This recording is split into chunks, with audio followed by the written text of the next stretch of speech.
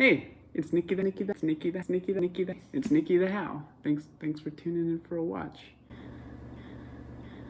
Today I will be showing you my 1, 2, 3 most valued possessions. Not valuable, but valued by me, most valuable to me.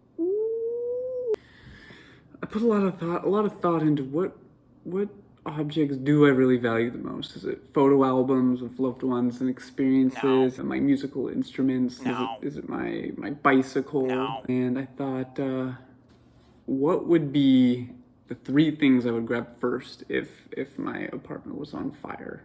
And these are those 3 things. Can't put a price on these things. I'm really excited to show you what I got here. Item 1, what do you think it's gonna be? Where to begin? Peak-Eye.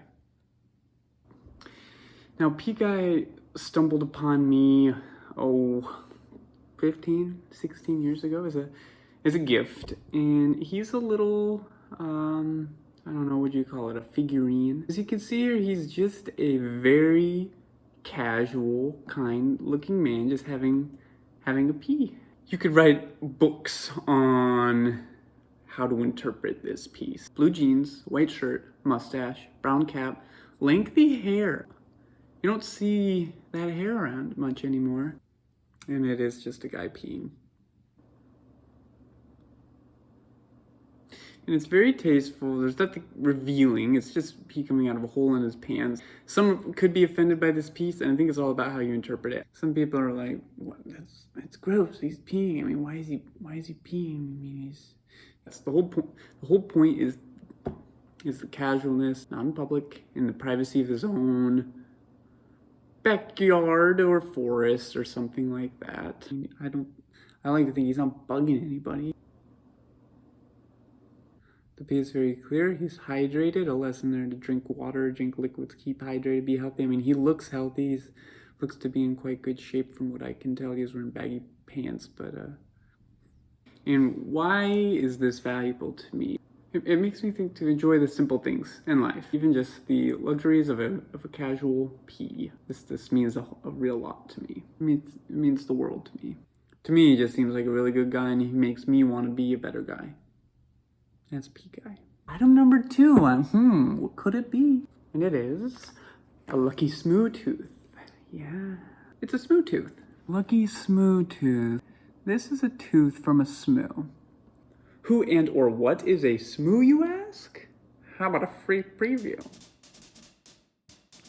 His name is Smoo. His name is Smoo. His name is Smoo.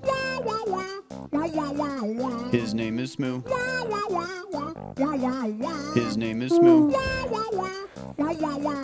His name is Smoo. His name is Smoo. His name is Smoo. So I think you know where I'm coming from. Now what happened is this just fell right out of Smooth's mouth one day. He was chewing on something.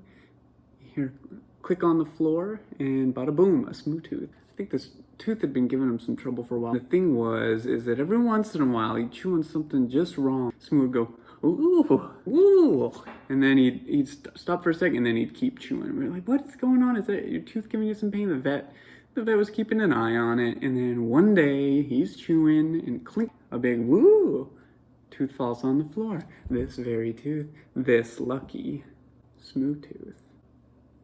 And I've held on to it very closely ever since. And look at this, it's got that nice dog mitten shape. Such a strange shape. I like to think it brings me luck. I haven't had much luck in a while, but if you don't, won't do much if you don't think it will. Nobody has one of these but me.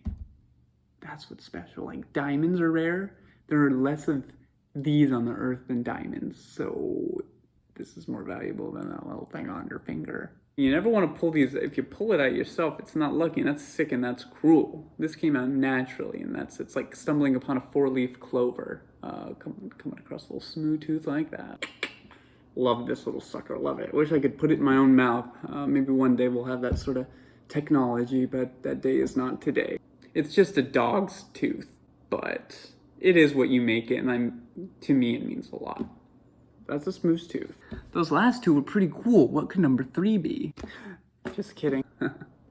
And the number 3 most valuable item is my ribbons. These are my 2 blue ribs that I got when I was in the 3rd grade. My blue ribs. And these were the kind of track and field sports that we did where I grew up in Idaho. A little different than some other places. First place, event number 1, sack race. That's right. Get in the sack, hip hop, hop, hop, hop to the finish. I was racing a dozen other kids, and I was number 1, the best of the 3rd graders that year.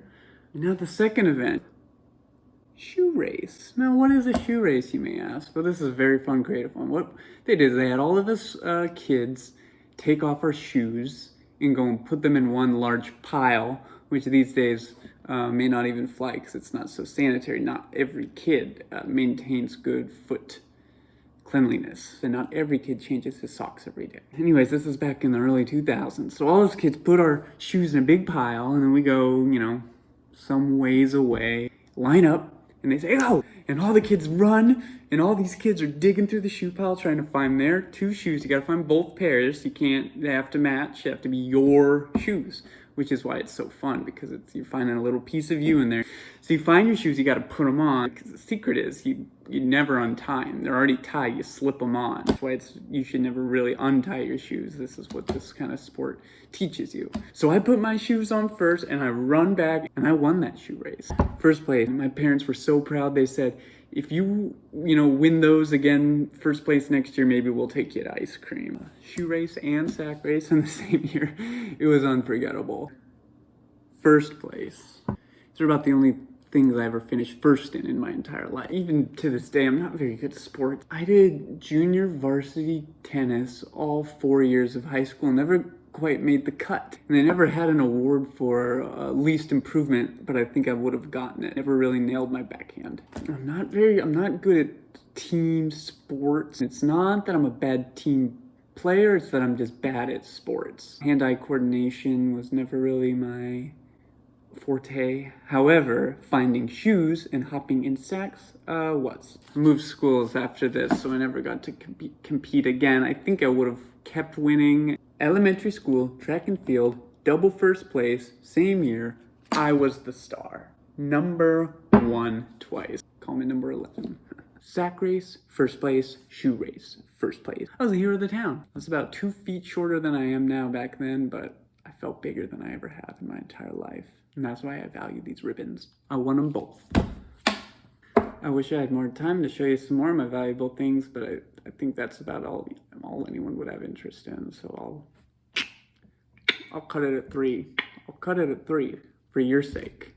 I'll cut it at 3 for your sake. Cut it off at 3. I don't think anyone wants to hear any more about my stuff. I don't think anyone wants to hear any more about my stuff. Maybe you could give some thought into what your 3 most valuable items are, and maybe they're cool too. I hope that was somewhat interesting. Either way, you watched it. So I guess we'll see you next time we talk about, something else. Thanks for tuning in. I'm Nikki the How. How out. Come on.